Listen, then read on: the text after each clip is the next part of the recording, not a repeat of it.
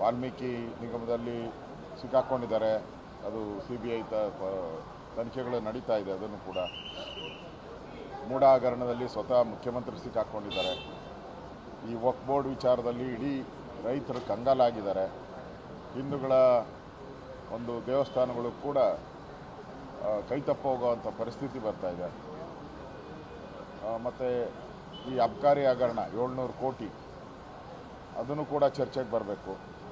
So ಅವ್ರಿಗೆ ಪಲಾಯನ ಮಾಡಿ ಓಡೋಗೋದೊಂದು ಬಿಟ್ಟರೆ, ಕಳೆದ ಬಾರಿನೂ ಅಷ್ಟೇ 2 ದಿನ ಅಧಿವೇಶನ ಇಲ್ದಂಗೆ ಓಡೋಗ್ಬಿಟ್ರು. ಬೆಂಗಳೂರಲ್ಲಿ ನಡೆದಾಗ ಈ ಬಾರಿನೂ ಅಷ್ಟೇ ಅವರು ಒಂದಲ್ಲ ವಿಚಾರಗಳನ್ನು ತರುವಂಥದ್ದು, ಅದರಲ್ಲೇ ಕಾಲ ವ್ಯರ್ಥನ ಮಾಡುವಂಥ ಒಂದು ಕುತಂತ್ರವನ್ನು ಕಾಂಗ್ರೆಸ್ ಅವರು ಮಾಡ್ತಾ ಇದ್ದಾರೆ. ನಾವು ಈಗಾಗಲೇ ಇದರ ವಕ್ಫ್ ಬೋರ್ಡ್ ಬಗ್ಗೆ ಸವಿಸ್ತಾರವಾಗಿ ಮಾತಾಡಿದ್ದೀರಿ. ಸರ್ಕಾರಕ್ಕೆ ಬಿಸಿ ಮುಟ್ಟೋ ರೀತಿ ಮಾಡಿದ್ದೀರಿ. ಅವರು ಉತ್ತರ ಕೊಡಬೇಕಷ್ಟೇ. ಇವತ್ತು ಉತ್ತರ ಕರ್ನಾಟಕಕ್ಕೆ ಹೆಚ್ಚು ಆದ್ಯತೆಯನ್ನು ಕೊಡಬೇಕು ಅಂತೇಳಿ ನಾವು. ನಿಮಗೆ ಉಬ್ಬಿದ ರಕ್ತನಾಳ ಅಂದ್ರೆ ವೆರಿಕೋಸ್ ವೇನ್ಸ್ ಸಮಸ್ಯೆ ಇದ್ದಲ್ಲಿ ಫ್ರೀ ಡಾಪ್ಲರ್ ಸ್ಕ್ಯಾನಿಂಗ್ಗಾಗಿ ಹಿಂದೆ ಭೇಟಿ ಕೊಡಿ ಏವಿಸ್ ಆಸ್ಪತ್ರೆಗೆ. ಹೇಳೋರಿದ್ದೀರಿ. ಅದರ ಜೊತೆಗೆ ವಿಜಯೇಂದ್ರ ಅವರ ಮೇಲೆ ಇಲ್ಲ ಸಲ್ಲದ 150 ಕೋಟಿ ಆಪಾದನೆ ಮಾಡಿದ್ದಾರೆ. ಇಲ್ಲಿ ವಿಜಯೇಂದ್ರ ಅವರು 150 ಕೋಟಿ ಯಾಕೆ ಕೊಡಬೇಕು? ಸಿಕ್ಕಾಕ್ಕೊಂಡಿರೋರು ಎಲ್ಲರೂ ಕಾಂಗ್ರೆಸ್ ಅವರೇ. ಈಗಾಗಲೇ ಎಲ್ಲ ಪತ್ರಿಕೆಯಲ್ಲಿ ಬಂದಿದೆ. ಎಲ್ಲ ಪತ್ರಿಕೆಯಲ್ಲಿ ಮಾಧ್ಯಮದಲ್ಲಿ ಯಾರ್ಯಾರು ಕಾಂಗ್ರೆಸ್ ಅವರು ಸಿಕ್ಕಾಕ್ಕೊಂಡಿದ್ದಾರೆ ಅಂತ ಬಂದಿದೆ. ಅದರಲ್ಲೇನು ವಿಜಯೇಂದ್ರ ಹೆಸರಿದೆಯಾ? ಏನೂ ಇಲ್ಲ. ಈಗಾಗಲೇ ಮಾಂಪಾಡಿಯವರು ಕೂಡ ಕಾಂಗ್ರೆಸ್ ಅವರು ನನಗೆ ಆಮಿಷ ಒಡ್ಡಿದ್ದು ಅಂತ ಹೇಳಿದ್ದಾರೆ.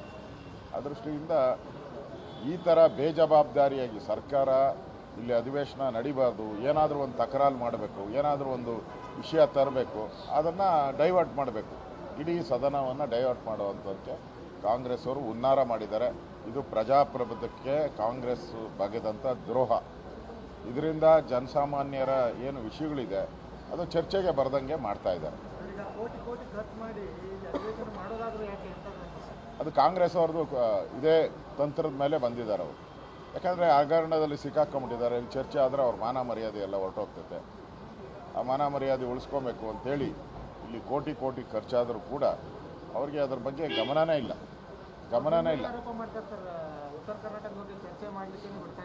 ನಾವೆಲ್ಲ ರೆಡಿ ಇದೀವಿ, ಬಟ್ ಬಿಜೆಪಿ ಅವರು ರಾಜಕಾರಣ ಮಾಡ್ತಾ ಇದ್ದಾರೆ. ಎಲ್ಲಿ ಮಾಡ್ತಾ ಇದ್ದೀರಿ ನಾವು ರಾಜಕಾರಣ? ನಾವೆಲ್ಲಿ ಮಾಡಿದ್ದೀರಿ ರಾಜಕಾರಣ? ಅವರು ಒಂದಲ್ಲ ಒಂದು ವಿಷಯಗಳನ್ನು ತಗೊಂಬರ್ತಾರೆ. ಎಲ್ಲ ವಿಚಾರಗಳನ್ನು ಇವಾಗ ಅಧಿವೇಶನ ಸೋಮವಾರದಿಂದಾನೇ ಶುರುವಾಗಬೇಕಾಯ್ತಲ್ಲ, ಎಲ್ಲಾಯಿತು ಸೋಮವಾರದಿಂದಾನೇ. ಏನಾದರೂ ಒಂದು ವಿಚಾರ ತಂದೇ ತತ್ತಾರೆ ಡೈವರ್ಟ್ ಮಾಡೋವಂಥದ್ದು. ಚರ್ಚೆ ಮಾಡ್ತೀರಾ ಸರ್? ಮಾಡಬೇಕು ಅಂತ ನಾವು ಆಗ್ರಹ. ಸರ್, ಪ್ರಮುಖವಾಗಿ ಉತ್ತರ ಕರ್ನಾಟಕ ಅಂದರೆ ಕಬ್ಬು ಬೆಳೆಗೆ ಸಮಸ್ಯೆ ಇದೆ ಇಲ್ಲಿ. ಎಲ್ಲನೂ ಕೂಡ ಉತ್ತರ ಕರ್ನಾಟಕದ ಕಬ್ಬು ಇರ್ಬೋದು, ಇವ್ರದ್ದು ಕೃಷ್ಣ ಇರ್ಬೋದು, ಎಲ್ಲ ಬೆಳೆ ಹಾನಿಯಾಗಿರುವಂಥದ್ದು ಇರ್ಬೋದು, ಇವೆಲ್ಲದ್ರ ಬಗ್ಗೆನೂ ಚರ್ಚೆ ಆಗಬೇಕು ಅನ್ನೋದೇ. ಸಮಗ್ರ ಉತ್ತರ ಕರ್ನಾಟಕದ ಅಭಿವೃದ್ಧಿಗೆ ಕಳೆದ ಬಾರಿ ಚರ್ಚೆ ಆದಾಗ ಮುಖ್ಯಮಂತ್ರಿಗಳು ಉತ್ತರ ಕೊಟ್ಟಿದ್ರು. ಆ ಉತ್ತರದಲ್ಲಿ ಅವ್ರು ಏನೇನು ಮಾಡ್ತೀನಿ ಅಂತ ಕೊಟ್ಟಿದ್ರು, ಅದು ಯಾವುದೂ ಮಾಡಿಲ್ಲ. ಸರ್, ಕಳೆದ ಬಾರಿ ಸಕ್ಕರೆ ಸಚಿವರು ಹೇಳಿದ್ರು ಕಾರ್ಖಾನೆ ಎದುರು ತೂಗುವ ಮಷಿನ್ಗಳು ಹಾಕ್ತೀವಿ ಅಂತ. ಇದುವರೆಗೆ ಹಾಕಿಲ್ಲ. ಏನು ಮಾಡಿ ತೂಕದಲ್ಲಿ ಮೋಸ ಮಾಡ್ತಾ ಇದ್ದಾವೆ ಸರ್. ಅಥಣಿ ತಾಲೂಕಿನ ರೇಣುಕಾ ಸಕ್ಕರೆ ಒಂದೇ ನಿಮಿಷ ಅಲ್ಪ ಮೋಸ ಮಾಡಿದೆ. ಅದರಲ್ಲೂ ಕೂಡ ಅಲ್ಲಿ ಕಳೆದ ಬಾರಿ ಅಧಿವೇಶನದಲ್ಲಿ ಅವರು ಭರವಸೆ ಏನೇನು ಕೊಟ್ಟರು ಉತ್ತರ ಕರ್ನಾಟಕಕ್ಕೆ, ಯಾವ ಭರವಸೆನೂ ಈಡೇರಿಸಿಲ್ಲ, ಯಾವುದೇ ಹಣವನ್ನು ಬಿಡುಗಡೆ ಇಲ್ಲ. ಅದನ್ನೇ ಈಗ ಪ್ರಶ್ನೆ ಮಾಡ್ತೀವಿ ನಾವು.